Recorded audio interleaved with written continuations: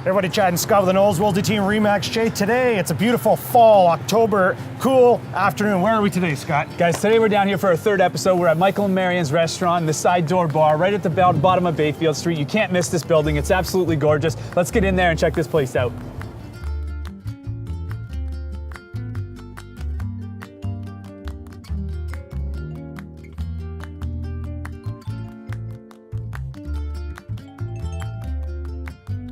Guys, for those of you that haven't been to Michael Marion's in the Side Door Bar here, you're gonna love it. They got everything under the sun. Great patio, the best in fine dining, a cocktail bar, plus a private lounge upstairs for your private functions. Let's go catch up with Chad and Kent. They're likely already underway.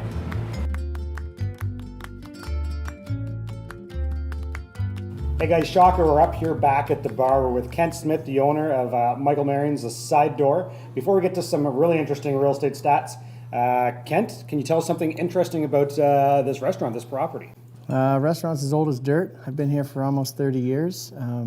When I renovated this room back in 1998, when the lounge first opened, I anticipated one day the building being torn down. And interesting fact, I stashed a whole pile of vintage magazines in the floorboards of this building. Okay. So hopefully one day, long after I'm dead and gone, you'll be, somebody will renovate it again and maybe find a real treasure. Very cool. Awesome. There's no question it's a landmark building, and I think the building and yourself are still looking good for old as dirt, so that's the good news. Absolutely. Cheers. Now, Kent, we obviously like to put a little real estate spin on this and tell our viewers a little bit about you. So can you tell us a little bit about the first piece of real estate you ever owned? First house I ever bought in Barrie, 1989-90, just after things really dipped hard. Yes. I bought a semi on Cundles Road for $105,000. I wouldn't qualify for conventional mortgage because I am a restaurateur and we are all crooks. Right, of course. And I borrowed the money from Oscar Pillersdorf, and he wrote me a mortgage, and I think the interest rate was about 9% at the time, and seemed like a good deal at the time. Yeah. Makes our 3.5% look pretty good right now. That's a pretty good deal for sure. Awesome. Well, thank you so much for having us and hosting us. One of our favorite spots, so we're glad to be here. Guys. Thanks, guys. Cheers.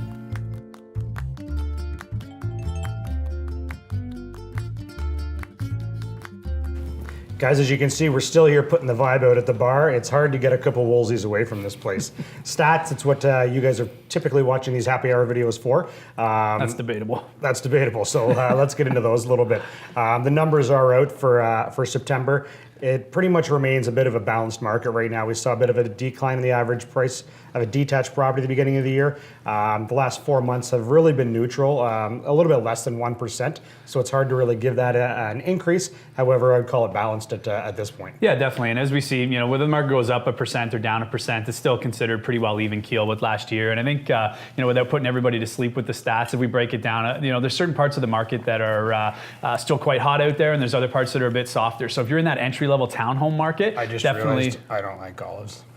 Well, you're going to have to deal with that. Put them in mine. I like olives. Okay, perfect. Go ahead. Back to the townhouse market and the entry-level market. Still really hot out there. We've had a couple of properties and multiple offers the last couple of weeks, so that part's great to see. As for the detached market, that's where it's a little bit softer. You get in that 600 plus price point out there, and we're definitely seeing, not as much traction, not as many showings coming through. So really important that you're priced accurately at that price point, showing well, and in those great neighborhoods definitely goes a long way too. In this market, buyers have options now, so there's not just one choice. When you're looking at a property, you typically have 5 or 10 other ones that you're looking at as well. So. That's right, and such a great exercise to know what else is out there. Shop your competition, make sure you show better, you're better priced, and that's what's going to lead to a price right the first sale. time. Goes a long way for sure. Lastly, the condo market, it's starting to pick up a bit out there. Our last episode, we had really seen a bit of a glut of inventory come on, and we've just cleared through a good 6 or 7 units out there. So that part of the market is still, I'd say, back to that balanced range out there. So all in all, very healthy out there. Just want to make sure you know your stats, know your inventory, and you'll be in great shape.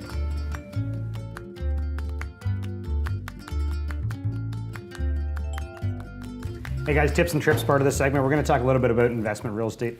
We're dealing with a lot of investors right now that are buying duplexes and find it's a really good time. Why? One of the stats that we have is the population growth Barrie is seeing. So we're supposed to, in the next 15 years, go from about 147,000 to 231,000 people. that means we need affordable housing. Definitely a big part. I'd like to go on record, first of all, and say this is the longest period Chad's gone without having his hands in the calamari dish. But on top of that, It just keeps following me. It's good.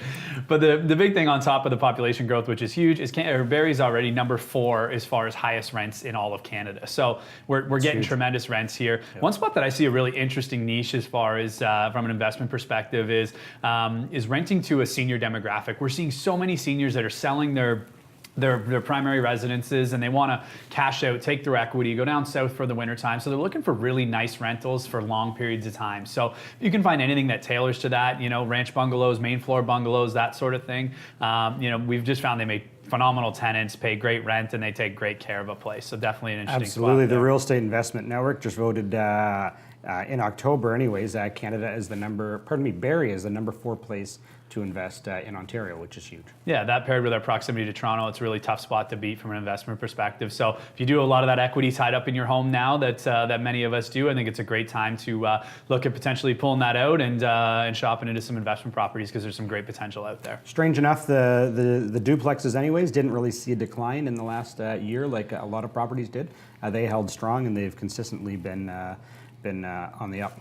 For sure. Yeah, so definitely a great option out there. Guys, we know a ton about investment properties inside and out. Also carry a good chunk of inventory on market and off market throughout the year on those. So if you're ever thinking about getting into that or just want to learn a little bit more, please reach out. We often host seminars and that sort of thing too. So glad to keep you in the loop on all things investment real estate. Absolutely. Good. All right, guys. Well, until next time, we're going to wrap up on these martinis and see what we can find next. Cheers, pal. Cheers.